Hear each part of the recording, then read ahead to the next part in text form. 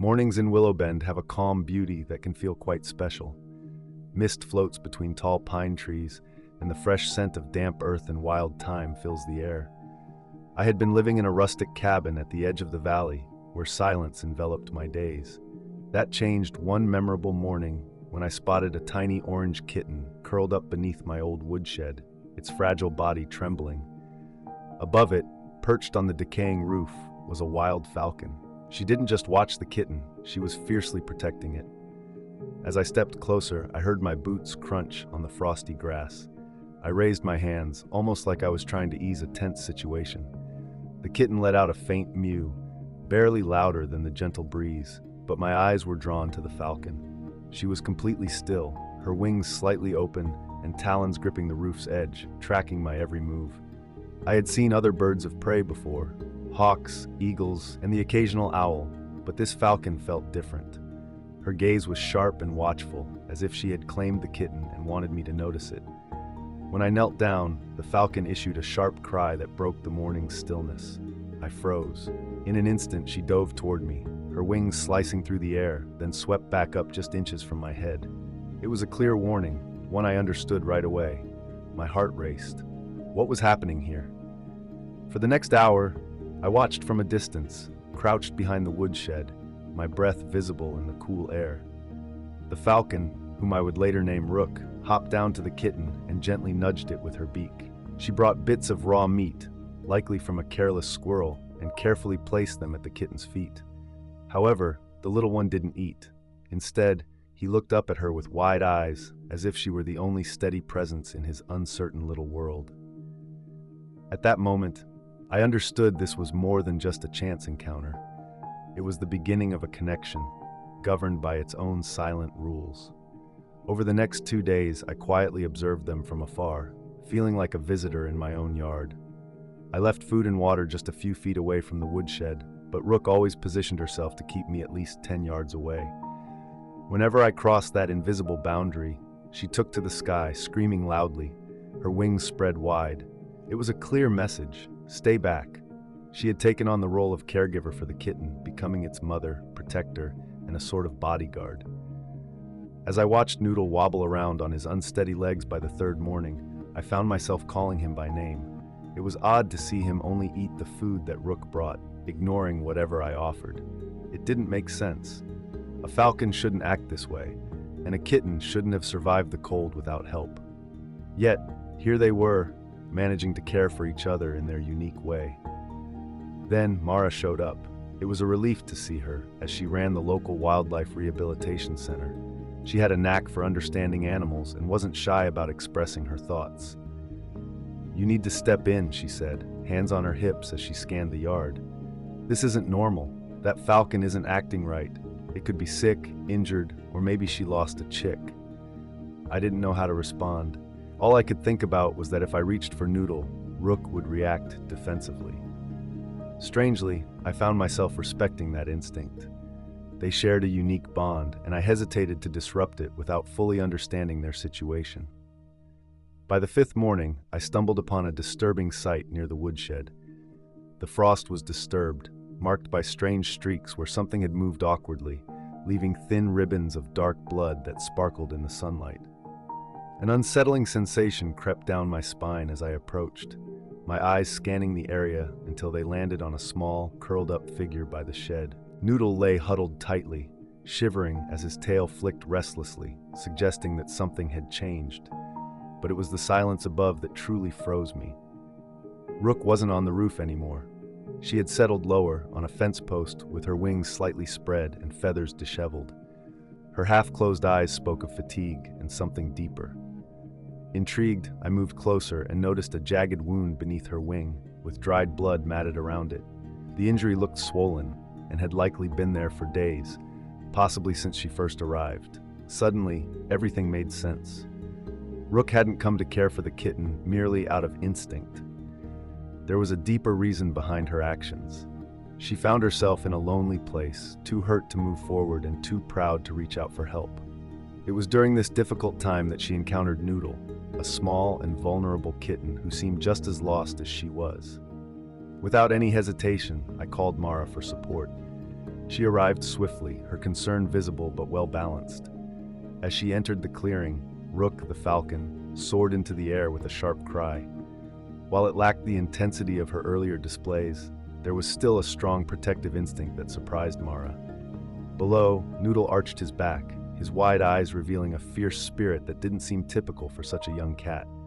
A soft hiss escaped him, defensive yet delicate. Mara looked at me, a touch of disbelief softening her expression. "They formed a bond," she whispered, "with each other." Her statement lingered in the air, carrying weight. I didn't respond right away. Instead, I focused on the two of them, two wounded beings connected by experiences deeper than we could grasp. It was evident that whatever connection was forming between them couldn't be easily untangled without causing more pain. Mara carefully walked around the clearing, arms crossed as she pondered, studying Rook from various angles. She had worked with many animals before, owls used to the noise of the streets, hawks mourning their lost nests. However, the bond between predator and prey here felt different. It seemed unnatural, yet somehow it felt right.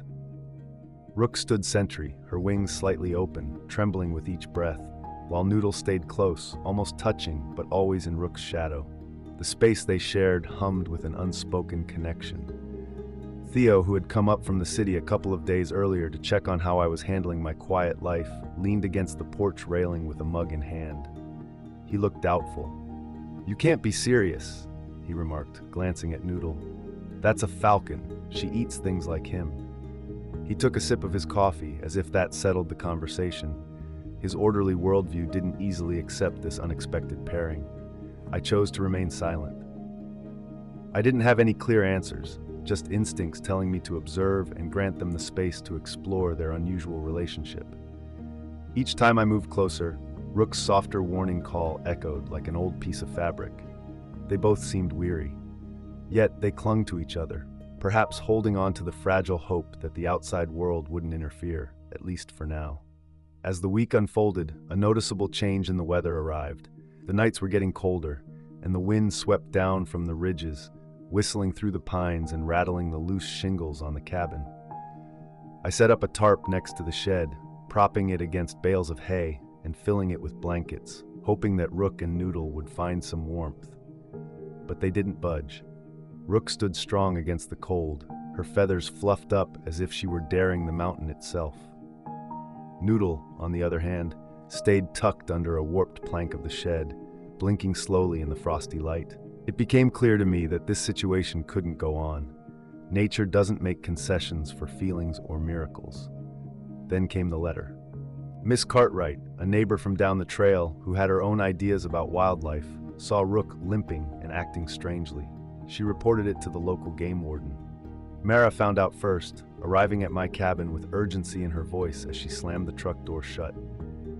"They're thinking about removing her.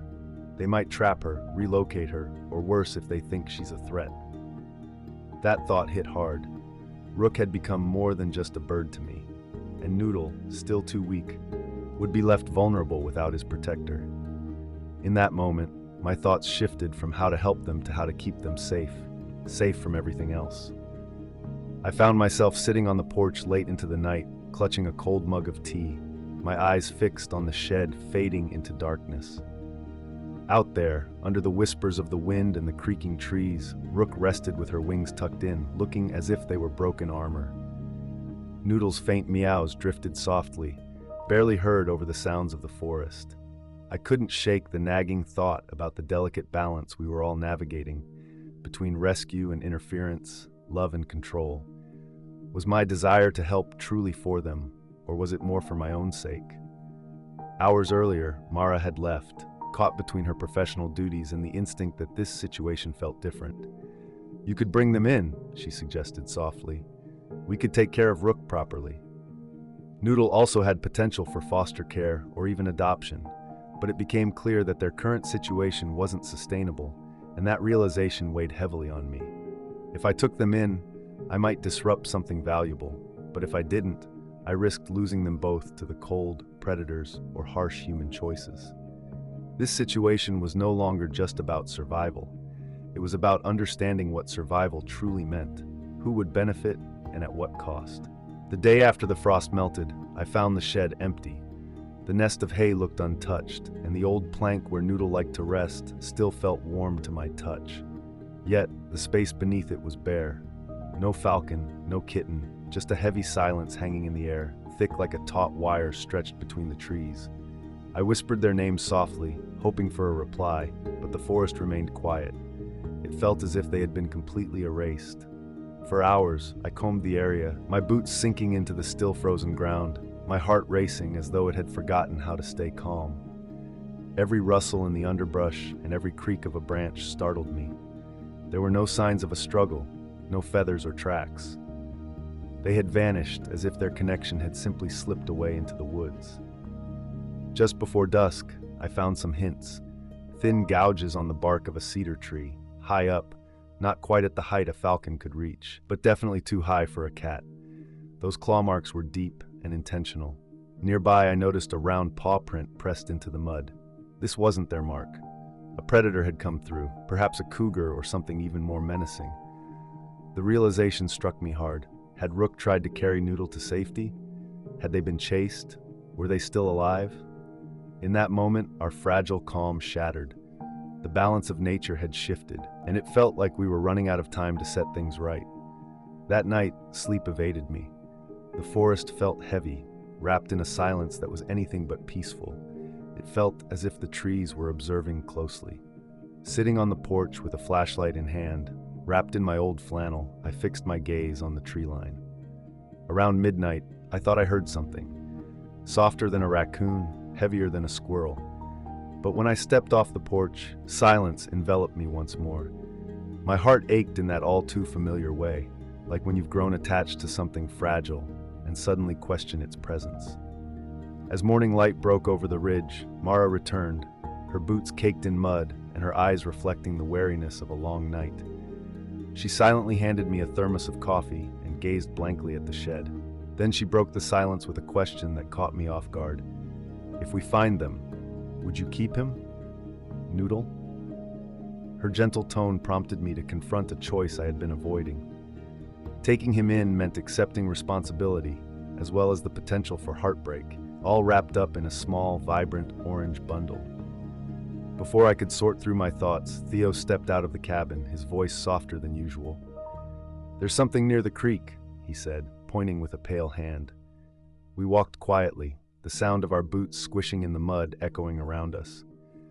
Then, beneath a rocky overhang by the creek, we saw them. Rook perched on a low branch, her eyes dull yet filled with a fierce spirit, while Noodle curled up at the base of a tree root, gazing at us with a blend of confusion and trust. In that moment, something shifted. It wasn't relief or victory, but a quiet recognition that we were already more connected than we had realized. We lingered by the creek, as if time had paused, watching intently. Soft golden light filtered through the trees, casting a warm glow on the mist rising from the water. It felt like the world was capturing a moment that held significance. Rook lifted her wings slightly, signaling her discomfort, though not in an overtly threatening way. I noticed that the wound under her wing looked worse. Raw and swollen, it was clear she needed urgent care. Without help, she wouldn't heal. And neither would Noodle. Mara crouched down slowly, mindful of the calm around us. "We don't have much time," she whispered. "If we don't get her medical help, she'll die. Maybe not today, but soon." Theo shifted beside me, clearly uneasy. "What if we take her in? Will she survive being in captivity? Can she ever be released again?" His tone wasn't angry, just heavy with sincerity. "And what about him?" he added, nodding at Noodle. "He's become attached to a bird that isn't equipped to care for him. What happens if that bond is broken?" There were no simple answers. Every option we considered seemed to carry its own consequences. I looked at this unusual family of feathers, fur, and silent need, feeling the weight of my decision pressing down on me. I had hoped nature would find its own way, but it became clear that nature was asking for our help. We were at a crossroads. If we intervened, we might save them, but we also risked jeopardizing the delicate bond that had kept them alive until now. As we walked back to the cabin, an unspoken tension hung in the air. Rook remained too weak to take flight, and Noodle, aware of her friend's fragility, refused to leave her side. Mara had reached out to a wildlife specialist who could bring a mobile unit, but they wouldn't arrive until the following morning. We had one night to consider our next steps. Mara stood by the window, arms crossed, watching Rook and Noodle sheltered under the tarp we had set up again. We could sedate her, just enough to treat the injury. Afterward, we could let her go once she's strong again. No cages, no long recovery. Her tone was steady, but I could sense a hint of doubt behind her words. But what if something goes wrong? What if she doesn't wake up? Noodle won't understand that. Theo sat at the kitchen table, absent-mindedly spinning a spoon. You can't keep them together forever. Do you really think this falcon will stick around to raise a cat? This isn't a fairy tale. I paused before replying, recognizing the truth in his words. Yet, another part of me, the part that had seen their bond grow, that had noticed Rook's gentle movements and the way Noodle nestled comfortingly into her feathers, didn't want to separate them just because it didn't seem practical to keep them together. That night, the temperature dropped, and the wind rattled the walls of the cabin as I wrapped myself in a blanket and sat by the door, listening to their soft breaths in the dark. Did I truly have the right to decide their future? Deep down, I understood that a decision had to be made. Morning arrived slowly, the pale light filtering through the trees as if it hesitated to disturb the scene before it. I was already awake, bundled in my jacket, seated on the porch steps, my eyes on the clearing where Rook and Noodle were huddled together. Sleep had been elusive for all of us. The night felt heavy, each hour underscored with the unspoken awareness that something significant was about to shift today. The wildlife team was on its way, and Mara confirmed it softly over the phone. They would bring the supplies we needed to safely sedate Rook, allowing us to clean and stitch her wound and possibly start her on antibiotics. They were also bringing the necessary equipment, capture crates, transport gear, and the paperwork. This was part of the routine in which wild animals became patients, reduced to a set of numbers. Theo stood nearby, his arms crossed and a watchful look on his face. Even though he often had his doubts, I could see the concern in the tense line of his jaw. He had grown quiet, no longer questioning things as he usually did. It appeared he, too, felt the connection between the falcon and the kitten ran deeper than logic could explain. Mara, who typically had a clear sense of direction, was now thoughtful and reserved. She crouched beside me, speaking without directly looking at Rook. If she panics or lashes out, we could lose her. Maybe both of them. You understand that, right? I nodded slowly, my throat tightening with emotion. Here we were, standing on the edge of a decision, deciding what was right and what was humane, weighing the options of letting go versus holding on. In that stillness, a question hung in the air. Were we truly saving them, or were we overstepping in a way we shouldn't? A gust of wind swept through, and the sound of tires crunching on the gravel road snapped us back to reality. The moment had come. The van pulled up quietly, smoothly parting the frost-damp earth. A woman stepped out first. She looked to be in her mid-50s, with a face weathered by the sun and eyes steady like river stones. Calm and composed, she introduced herself as Celia, the falcon specialist. Without missing a beat, she began preparing the sedative, her hands moving confidently, reflecting her experience. Yet, as Mara described the unusual connection between the bird and the kitten, I noticed her brow furrowing slightly, a hint of worry in her usual neutrality. "I've never encountered something like this," she said quietly, glancing toward the tarp where Rook perched, her feathers fluffed defensively, while Noodle nestled close to her side, providing a constant source of comfort. "We need to proceed with caution." Everything seemed to unfold in a strange rhythm, slow yet quick all at once. Together we moved forward, Celia, Mara, and I, taking careful steps through the clearing, holding our breaths as we approached the moment ahead. This time, Rook stayed silent. She watched us intently, her eyes tired but alert, hinting at a warning. Yet, she didn't move to escape. Perhaps she grasped the situation. Perhaps she had already made a decision. As Celia raised the dart gun, Noodle surprised us all by stepping right in front of her. His small, trembling body formed a barrier between Rook and us. There were no noises, just a clear message of defiance. In that brief moment, Celia lowered her weapon gently. "We can't," she whispered. "Not like this." An uneasy silence settled in, heavy and palpable. The choice we faced hung in the air, almost tangible. In that moment, I understood we wouldn't take her. Not today, maybe not ever.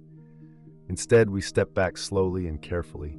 For the first time since Rook came into my life, she closed her eyes, not in sleep, but as a sign of trust. Whatever would happen next, it would happen on their terms. Weeks have passed since that morning by the creek, and Rook and Noodle still visit us. They don't come every day, and they aren't always together, but their bond is still evident. Rook no longer sits up high as a guard. Now she flies in and out, stronger than before, her flight steady and her wounds healed, not just by time, but by her growing independence.